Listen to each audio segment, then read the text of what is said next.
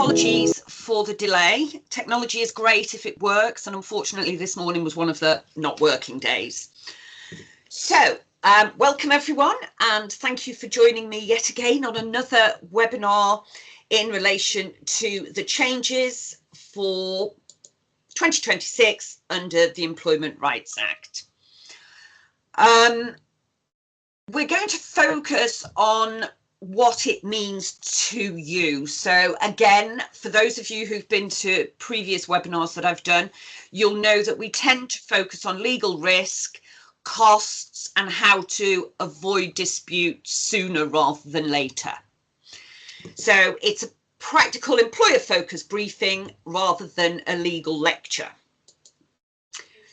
So what are the changes? So you'll see here we've done a slide of an overview. Now these slides will be available later. They will be sent out. Saul will be sending them to everyone. So don't worry about getting all the information down because there is a lot to digest. So as you can see on the overview, if you can see it, if you've got eyesight like myself with the varifocals, you'll probably struggle a little bit. But as you can see, we're going to focus, I think the real important change that's coming in is the unfair dismissal change and the change in the time.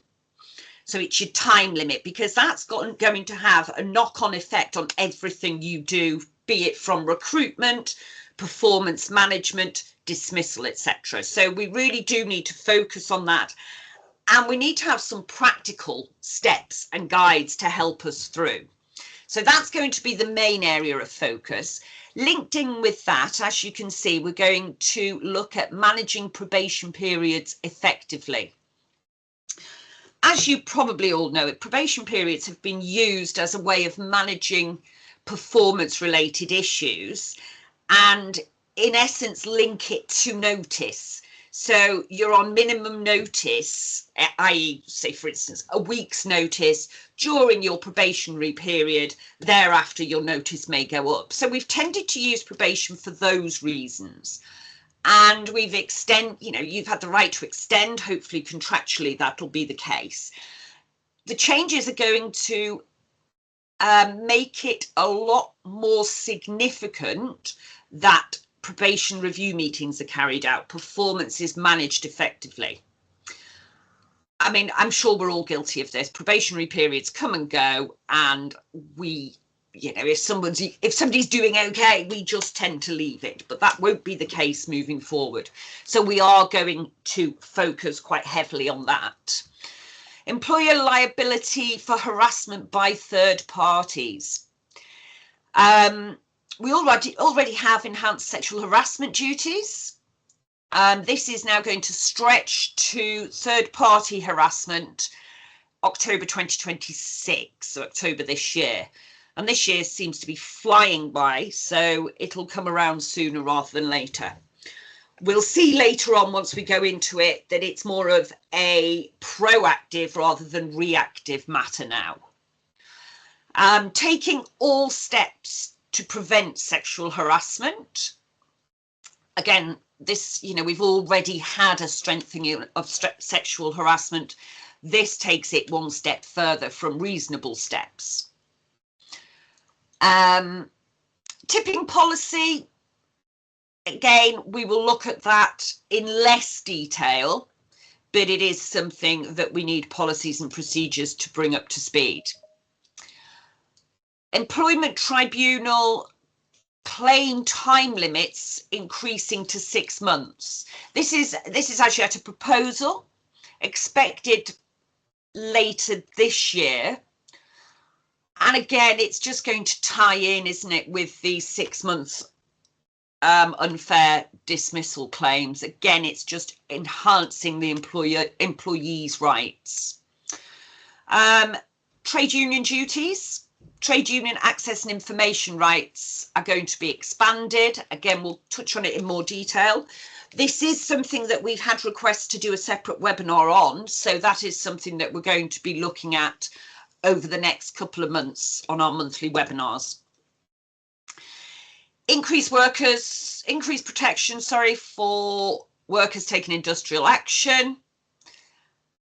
And these, this ties in with the trade union. So again, it's a webinar in itself. So we will touch on that, but again, it's something we're going to do in the next couple of months. So moving forward to the preparation for unfair dismissal changes. It's been publicised, it's out there, it's not day one, which is a relief, but we're going to reduce the qualifying period from unfair dismissal claims from the 2 years to 6 months. So basically, this means that you're going to have less time to assess suitability before unfair dismissal rights apply. They're expected to govern the dismissal process during probation periods. If you have a clause within your handbook that says you reserve the right to not follow the disciplinary process under 2 years service, this is obviously going to have to change, because I think you're going to have to avoid the unfair dismissal, follow process as you would now for everyone over 2 years. You're going to be looking at recruitment, onboarding, performance management, and training. So you're going to be looking at training for managers so that there is a proactive management during that period of time and everything is documented. We're going to need to have a paper trail in place. So the reforms are coming in from January 2027. So 6 months back, we're looking at employees gaining this right potentially in July. So somebody you employ in July, by the time it gets to January, will have that protection. So we need to start implementing from this month, next month, if you like. The sooner we can get everything in place, the better. As you can see from these slides, it does give you the key dates, and we will be sending these to you, as I've said earlier. So what is the risk? Well, as you all know, the risk is an increased exposure to unfair dismissal for newer employees. You're going to have to rely on documented performance and conduct concerns. There are going to be higher costs associated with any recruitment decisions that are poorly made. Increased management time dealing with capability and probation issues. That goes without saying. It is going to be more time draining, dare I say.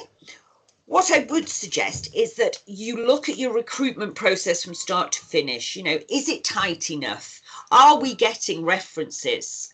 Granted, factual references are the norm and we tend to be getting those thrown back at us. But is it the case that you can tighten up, scrutinise more before taking somebody on board? Also, do we look at a 3 month? You've got your probation at 3 months. That gives you another 3 months in which to practically assess the employee's performance.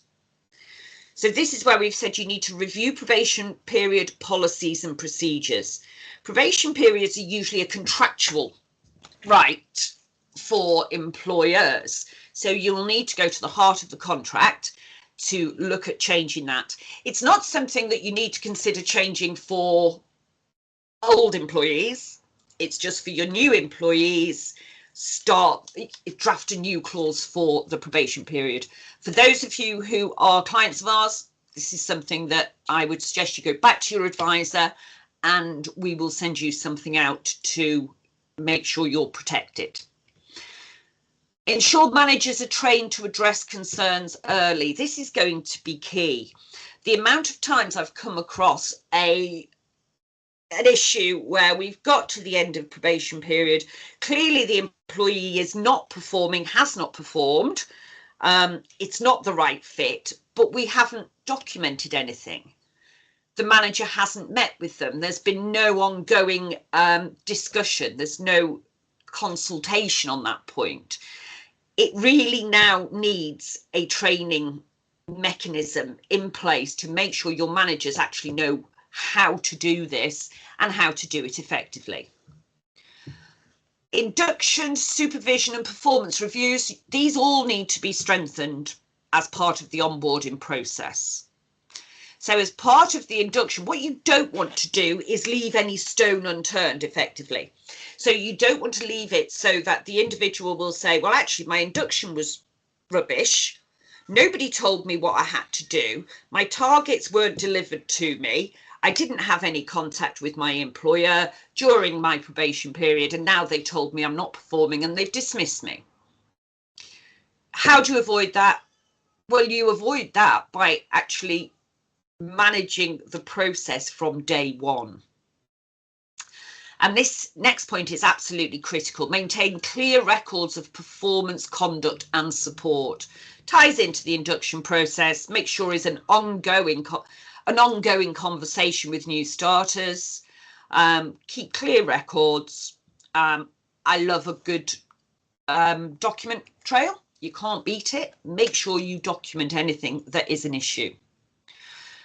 Review your dismissal procedures to ensure consistency and fairness. So as I said previously, anyone who has a 2-year sort of proviso for the disciplinary process to kick in, that's going to have to be removed. You may want to reduce that so that for an immediate dismissal, you can still circumvent the process. But by way of good practice, I would suggest we get into the habit of carrying out process for dismissals per se. So what's the key takeaway? The reduction in the unfair dismissal qualifying period will require you to identify, manage performance concerns earlier.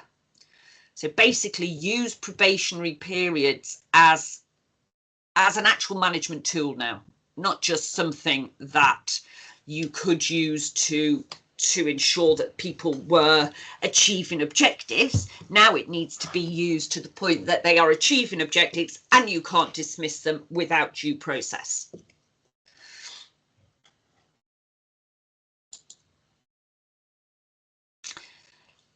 Managing probation periods effectively. Again, for those of you who are clients, we will be looking at this with you and we will guide you through the process. Probationary periods will now become critical to assess suitability concerns and make informed employment decisions. Ties in with the induction, doesn't it? So you need to set clear performance and conduct expectations from day one. Conduct regular probation reviews and provide timely feedback. Address concerns early. Avoid end of probation surprises. That's key. At the moment, you know, the end of probation is, well, have you not reached the objectives required by the business? You won't be able to get away with that because obviously they will be able to make a claim.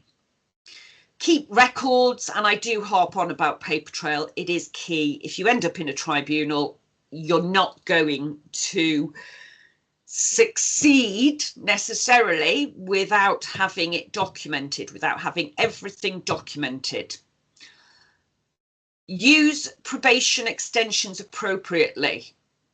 So have your first probationary review period 2 to 3 months. If you're extending it, make sure that during that period of extension, you don't just extend and leave it. You actually extend and do something in the interim. Ensure probation outcomes are reviewed and confirmed before they run out. So before expiry of the probation period, have the meeting and give the outcome. The contractual provision that we have in place where it says if you are absent, so somebody is absent on sick leave during the probation period, we then say in our contract that the probation period will be extended whilst they're on sickness absence, because obviously you can't manage their performance during that time. Those sort of provisions can remain, because obviously you need a safeguard. If someone goes off sick, you can still increase the probation, or extend, I should say, the probation period. If it takes you past the period to claim unfair dismissal, then obviously you're going to then run into your capability procedure. So still have your extension provisions within that, but make sure it's managed more effectively.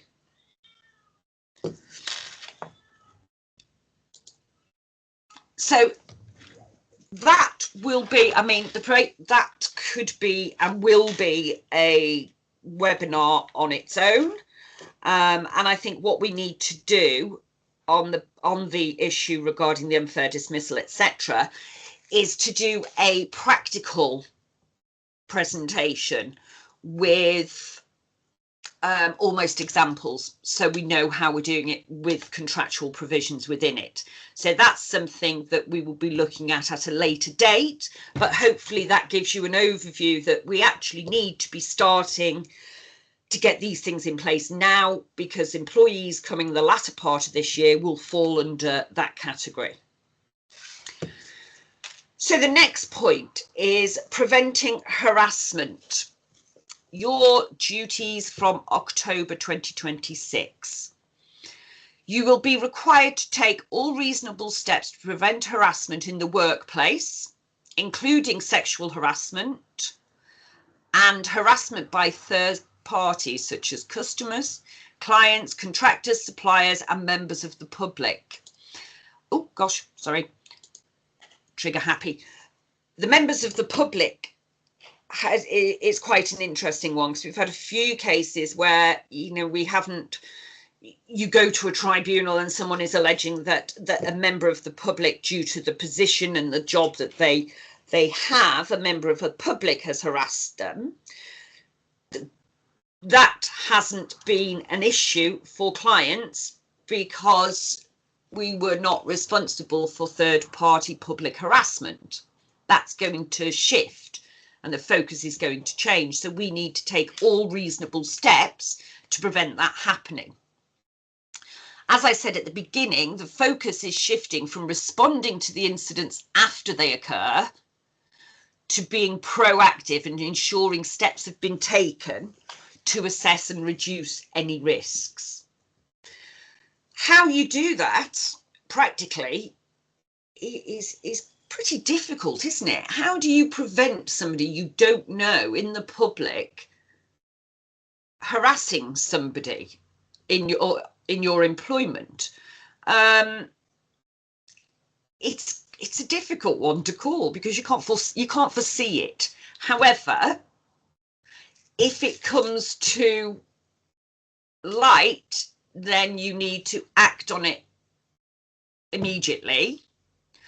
Reasonable steps to prevent it. So it's reasonable steps. It's not, you know, you don't have to make sure it can never occur. So it's reasonable steps to ensure that you have done everything you can to prevent it. So, for instance, with third-party contractors, you have your policies in place. You have a third-party contractor harassment policy in place, which basically says you will not harass sexually or otherwise any employee due on your site, and advise them that obviously you are liable, and have that as an intrinsic term of your policy and third-party agreement.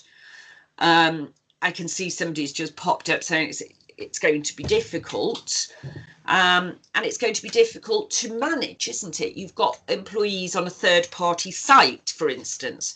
How can you proactively manage somebody on that site not being harassed when it's totally remote?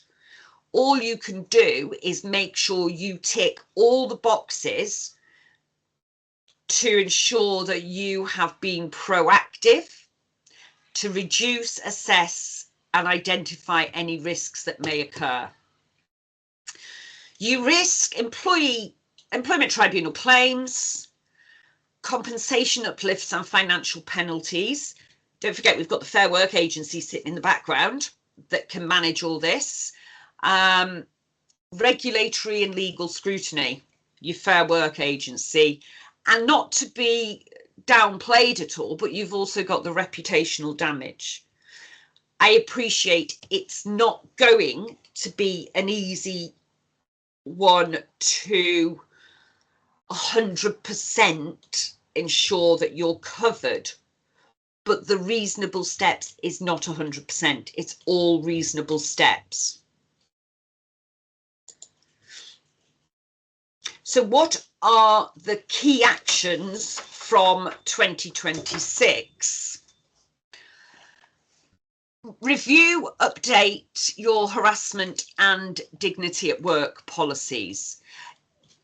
Review and update them so that they actually include third-party contractors, third-party sites, etc. Carry out workplace assessments, high-risk areas. It's almost a cross with health and safety at this point. You know, what are the risks and what are high risk areas of harassment? Train your managers and employees on recognizing, preventing and reporting harassment. I remember when the Equality Act came in, and I did some in 2010, and I did some training on equality, diversity, etc. It was surprising how many managers were not trained and did not identify what could be deemed to be discriminatory language, harassment in the workplace, etc. So it really is important that you don't leave it until it happens. Be proactive and get the managers and employees trained. There is no such thing as workplace banter. So, you know, that's the feedback we've had so many times from employees. Well, it was just a bit of banter. It's not a bit of banter when the person who perceives it, because it's a perception issue, it's not whether that person who it's aimed at, it can be anyone in the vicinity who perceives it to be harassment and or discriminatory. Establish clear reporting, investigation and escalation procedures. So you're almost incorporating that into your harassment dignity at work policies. Have your escalation process in place. The third party, as it says here, review customer, contractor and supplier conduct expectations. Once you've done that, if it does occur on a third party site, you are limiting your liability, aren't you? Your vicarious liability, whilst that person is on a third party site, will be reduced because you've taken reasonable steps. I've also mentioned visitor conduct expectations. You know, have on the signing in sheet, people have, you know, we do not tolerate any acts of discrimination, violence, you know, offensive conduct, that sort of thing. So just have that visible for people attending the premises. Monitor workplace culture. That goes back to the banter, doesn't it? We should be getting beyond that point now. We should be at the point where workplace culture has moved on. You will never get rid of it completely. But if you allow it to continue, then you're effectively condoning it, and then you have not taken all reasonable steps. Train staff, not only managers, but train staff. Going back to what I said before, you know, employees recognising what it is. Allow employees to recognise actually what is harassment. You know, it's only fair that they know what the legal definition of harassment is and what would amount to harassment. So make sure you give them the training and opportunity to be aware of what what issues may arise.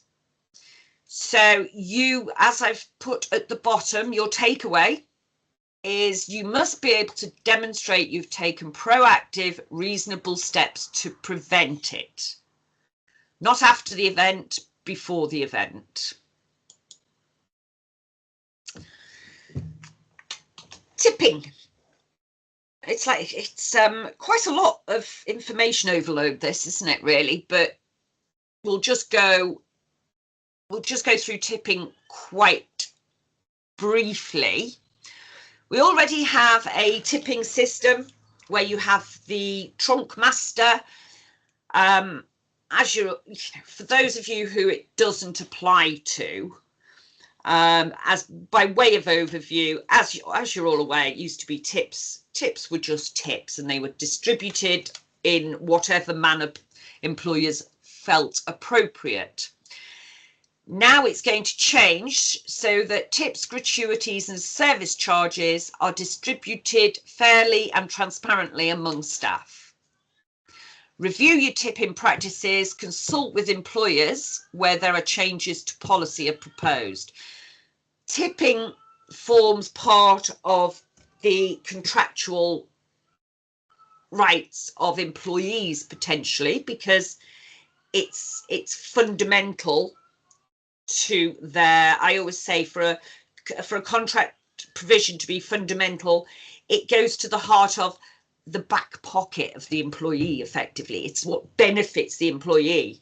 This money benefits the employee and therefore could be considered a contractual change.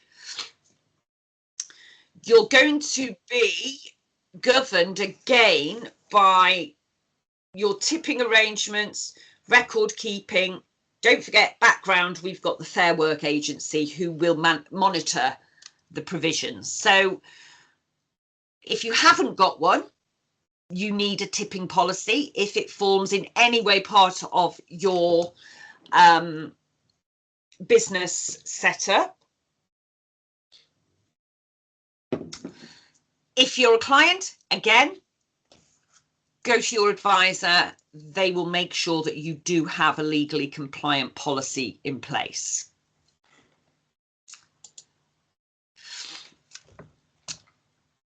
You've got to ensure that the arrangements are fair, transparent and reviewed regularly. Basically, the policy will set out how the tips, service charge, etc. are distributed, put in place the trunk arrangements and how they will be managed and who will manage it. Consult before you make any changes, because potentially you've got a contractual provision. It has to be transparent. Keep records. It's not a simple policy, I have to say. When we've drafted something, it's not straightforward, but it is really important for those that it applies to. I'm not sure how many people it does apply to that are on the webinar, but if you do give a thumbs up, we will make sure that somebody reviews your policies to make sure you've got something in place. Okay, so as well as, let's go right back to the beginning where we said we've got employment rights from 6 months. We also potentially have employment tribunal claim limits increasing to 6 months. So that basically, at the moment, we have 3 months less a day. Employees have 3 months less a day, subject to, I caveat, subject to ACAS conciliation. The time is expected to increase from 3 to 6 months. Add on to that ACAS conciliation, you know, we're looking at 7 to 8 months potentially, aren't we?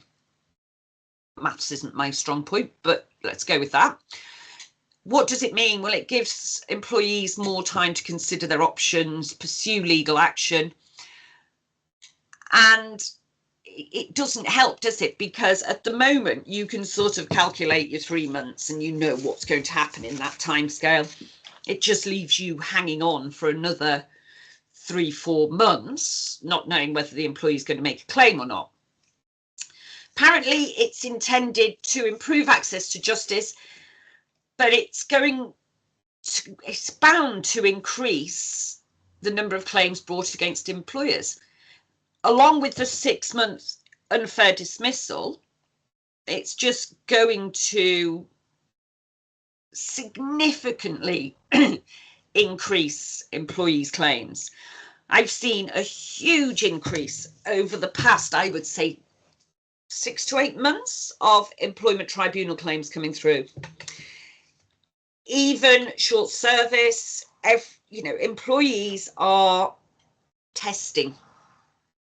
They might as well make a claim because they've got nothing to lose. There are no fees anymore. It's very employee focused, I have to say. The employer, you're the ones who are incurring the costs. You're the ones who face the liability and face potential damages. We can't stop this happening, but what we can do is try and significantly reduce the risk when that claim is made. This clients often ask, well, how can we do X, Y, and Z without the risk of a claim? You can't. There's always the risk of a claim. The risk of a claim is going to be more now than it previously was. All you can do is manage the employee situation as best you possibly can to reduce your potential risk should they make a claim. So you can't stop them from making a claim. Their, tribunal process, which I could go into in detail, does not allow you to get rid of a claim on provision of the ET3. So on filing of your defence, there is no way you can get rid of that claim. That claim will go to a preliminary hearing, case management hearing, etc. Only at that point can you then consider whether you can strike out the claim if it's a vexatious, no reasonable prospects of success. So I do stress to clients, you cannot avoid that. That will happen. You have to lodge your defence or you get a judgment against you. So we just need to make sure that we are doing everything we can to reduce the risk that you have. And here I've said there are greater challenges where records are incomplete or unavailable. Paper trails are critical. If you don't have documentation going through what you have done with an employee, we're facing an uphill battle. If you've got everything documented, contemporaneous as well works even better. We're halfway there. I'm not saying that if you just sack somebody on the spot because they're off sick, it's going to be plain sailing. But if you do have the documents in place, you're increasing your chances, aren't you, of, one, not having the tribunal basically tell you off for not following your process properly. But secondly, we can show that a claim is vexatious, no reasonable prospects of success by using your documentation and attempt to get that claim struck out. I do anticipate there are going to be lots more vexatious claims coming in. Vexatious being that the claimant has nothing to lose and is doing it to, let me be blunt, get their own back, to make life difficult for a period of time for the employer. So it is really important that documents are in place and get legal advice early. If you see something is going to become contentious, speak to your advisor in advance. So this goes through what I've just discussed really, but as a slide, it would be helpful for you to, keep to hand to know what you've got to do. Review documents, record keeping, disciplinary grievance, update your policies and procedures. You're going to have to do that anyway for the reduction in the claim, in your probationary periods and all that. So do it all as one. Keep all notes. Keep all notes from everything you do. Even informal, have an informal chat. Just put a quick note on the file. It doesn't take 2 minutes, but it could save you a bit of cash. Resolve workplace issues early. Try your informal, try mediation. Do all sorts to try and get it sorted before it gets to the point of being contentious. Employers prepare for a longer window in which tribunal claims can be brought. And I'm not scaremongering, it's not that, but my tribunal caseload has tripled in the past 6 to 8 months, so we can already see everything drip feeding through. The tribunals are so far behind. For anyone who has a Watford tribunal claim, you're looking 2027 before we get the prelim. It's only going to get worse, but it doesn't mean they're not going to be dealt with. So although the delays will be increasing, there's still going to be a significant increase in the claims that are being brought. Trade union. As I said at the start, we have had requests to do a standalone webinar on this, which we will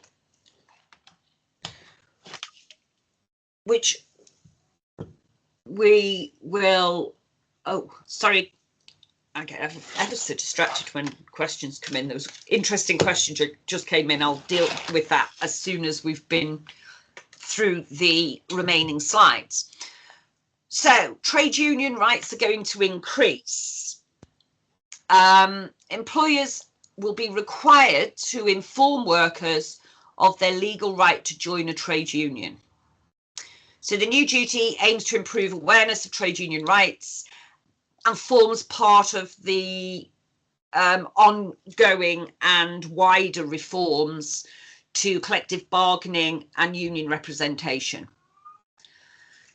At the moment, all that you're required to do on a contract in accordance with the Employment Rights Act Section 1 for contractual obligations is include in the summary, or it's somewhere in the contract, whether there is a collective agreement in place.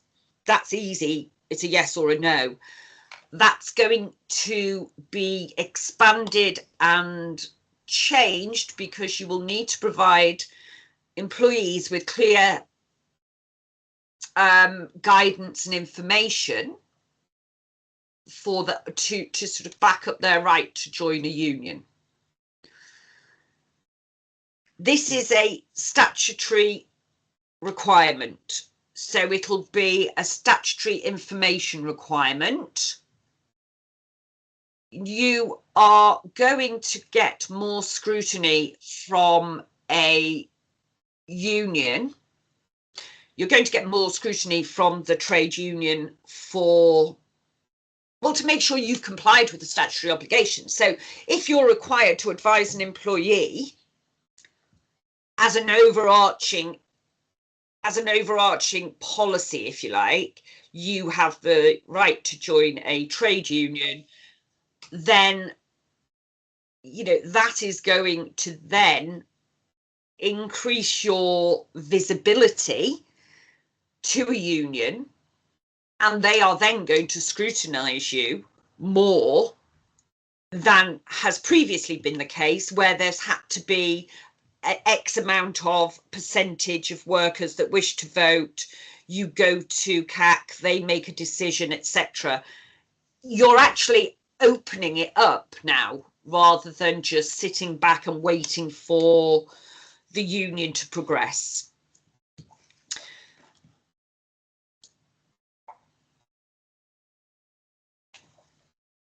So what do you... Sorry, my dog's just come in. Sorry, apologies. New duty to inform workers of their right to join.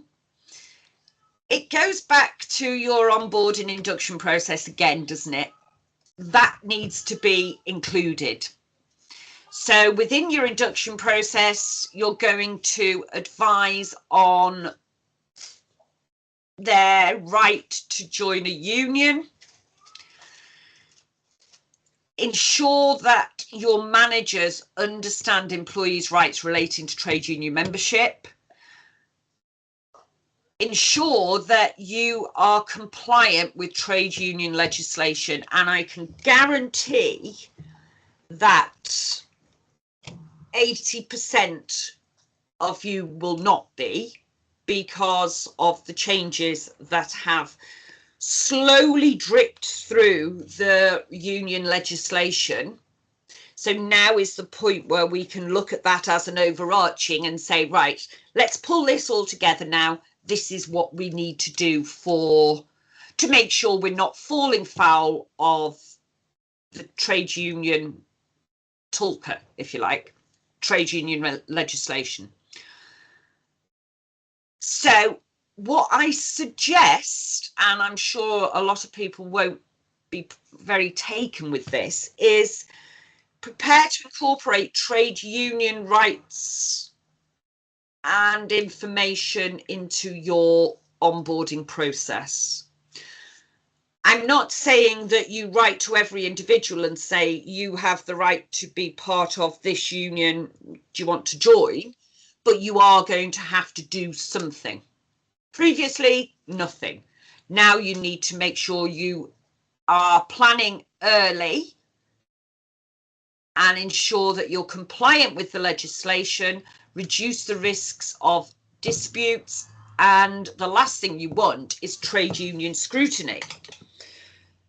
You know, you need to make sure that we're on a fair footing with the union, if you like, rather than on the back foot. And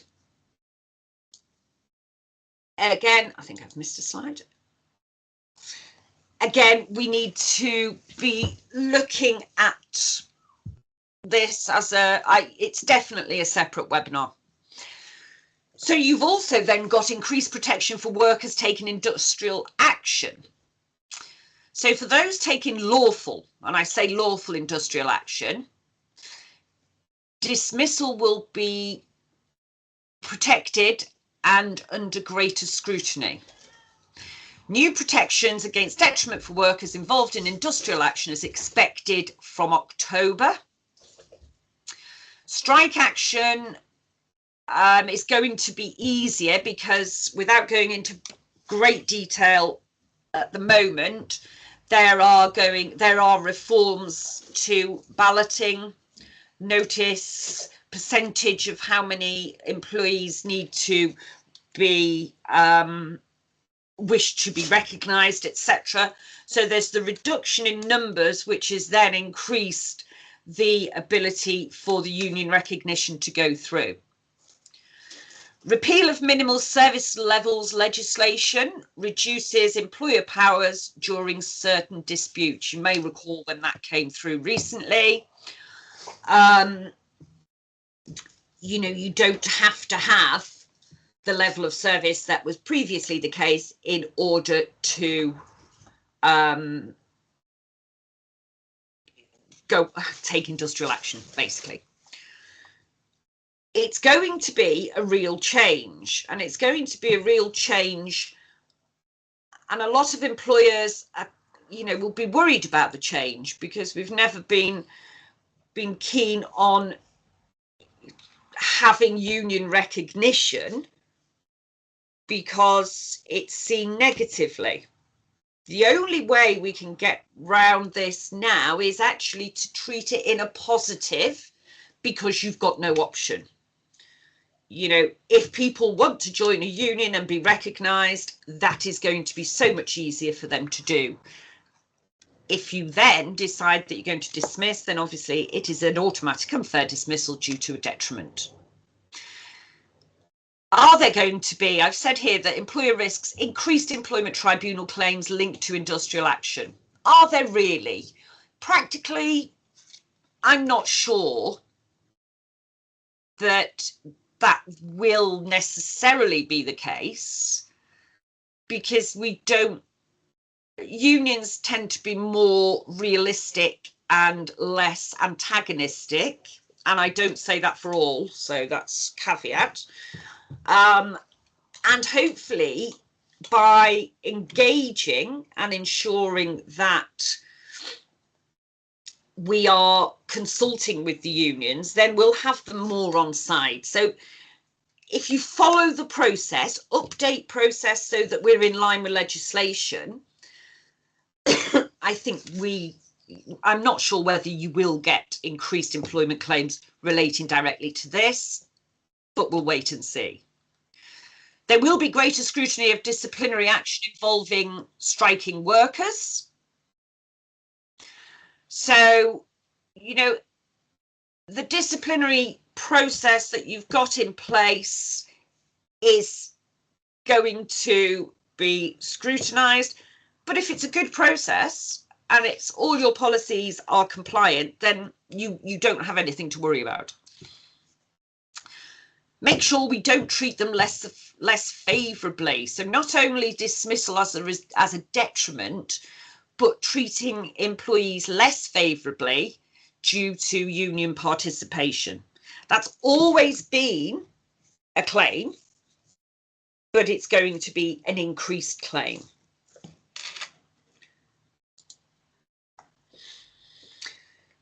So what are the practical steps? Well, firstly, we'll do a webinar. So anyone who's keen on that, if you can just show, yeah, just put a thumbs up, and I'm sure Saul will get something in the diary.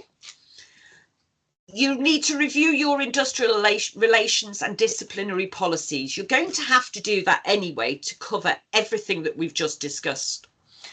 Train managers on lawful responses to industrial action. Industrial action is the last chance saloon, if you like.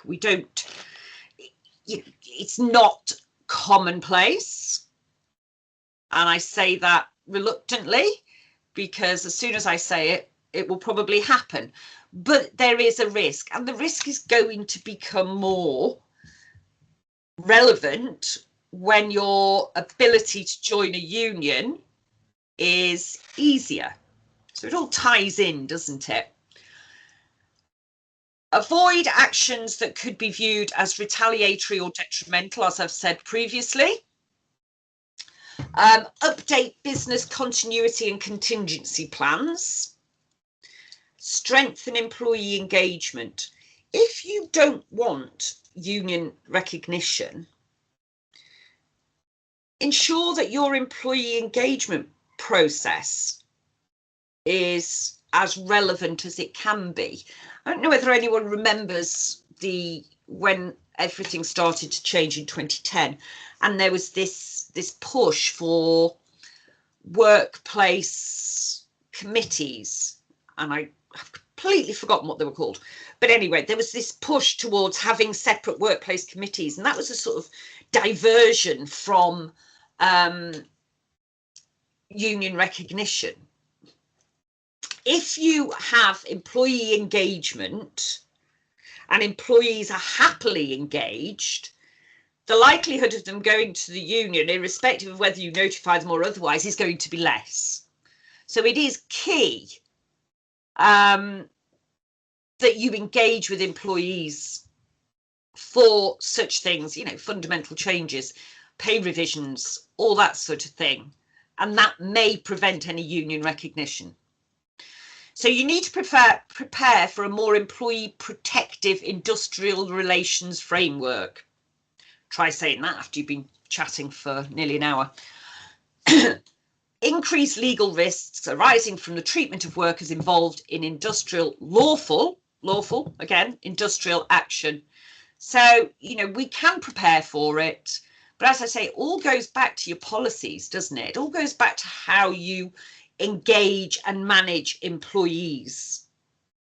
And if you do it effectively, then all these risks are minimized. As I said before, you can't get rid of the risk, but we certainly can minimize them. So what should we do now? Review policies and procedures. So that's absolutely key. The changes that are coming in, you know, we need your policies and procedures reviewing. For our clients, what we will be doing is sending you out the updated policies and procedures that you will then insert into your handbook, and any contractual updates and provisions that are required to go into the contract, with a cheat sheet almost to tell you how to do it. Strengthen manager capability. You know, managers are employed to manage, and a lot of them will not be experienced in some areas that they now need to cover. That goes without saying. It's only fair and right that they are trained in how to deal with employees. Improve documentation and record keeping. You can't replace the requirement for records being kept to help. You know, you can almost win or lose a case on what documentation you have in place. So make sure everything is reviewed, updated, kept on file. You know, if you have a system, a HR system, make sure that everything is put into the employees portal, if you like, for access, transparency, etc. Be proactive, not reactive. So make sure you are acting now rather than waiting for a harassment claim to come in from a third party before you do anything about it. Review workforce communications. So onboarding, induction, have clear policies. I've never been one to actually have an induction policy in place. But I do think that it's something that is now going to become more relevant. So get those communications. Transparency is key. If employees see that you're telling them and being transparent to the effect that you can be, then that does help workforce engagement. I'm sorry about that. I've sort of lost everything. I did start off saying that it's good. Technology is good when it works. So you will get a copy of the sheets anyway, but just as an update, you know, we need you to be proactive. Part of our service, you are entitled and given updates, etc. So please make use of that. We will ensure that you get sent the policy updates to insert in your handbook, contractual updates to discuss. And obviously we will then make sure that coming up to October, we will continue with these monthly webinars, which, subject to me and my dreadful IT capabilities, we will do regularly if you find them useful. Are there any questions? Should we do a quick question? I've lost my presentation. Oh. What about disclosure claims?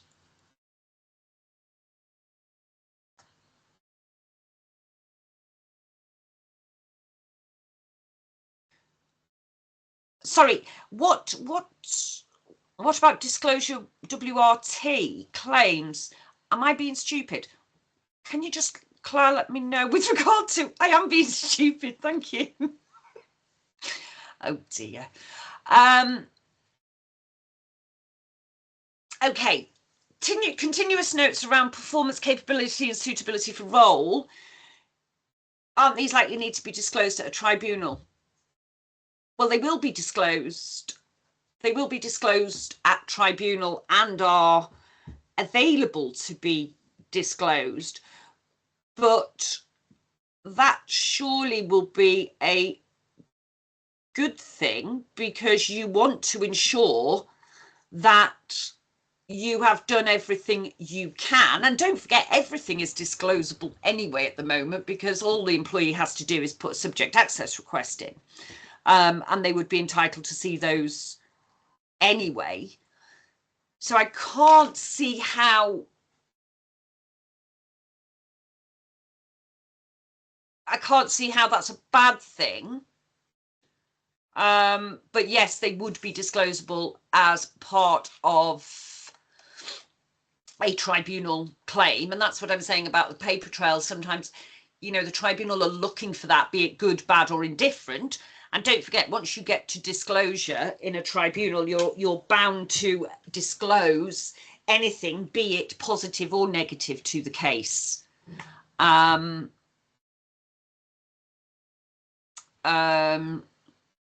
you have employees who have, yeah, this question from the town clerk, by the town clerk, harassment, yeah, it's going to be difficult to manage. How can you manage how members of the public behave towards an employee? Absolutely. You know, I have clients who have employees who are out in the public daily.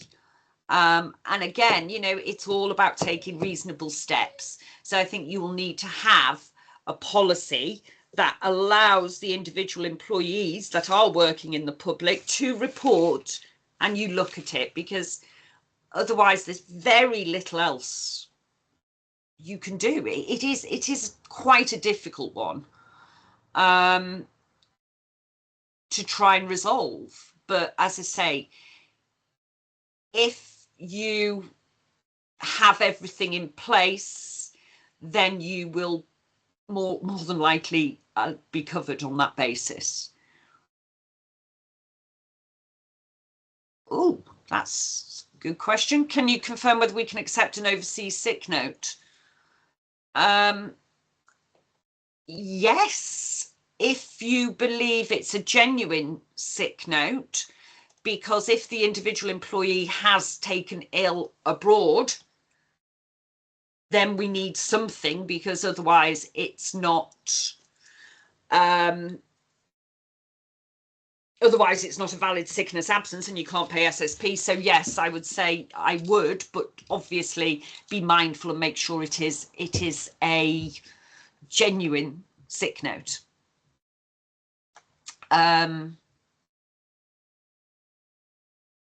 No, the trade union at the moment, it's not come into effect as yet. So when it does, we will advise you on next steps. That's why I'm thinking about doing it as its standalone webinar, because we have got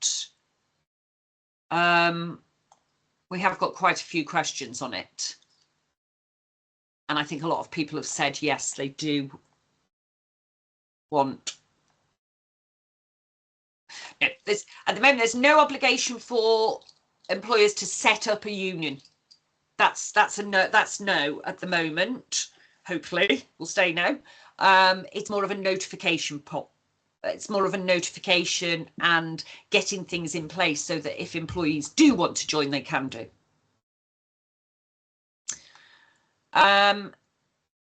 Any more questions? I think it's the union seems to be the thing that we need to focus on. Well, if that's all, thank you everyone, and apologies for my Luddite manner in relation to technology. and I hope you found today useful and look forward to next month's webinar. Thank you.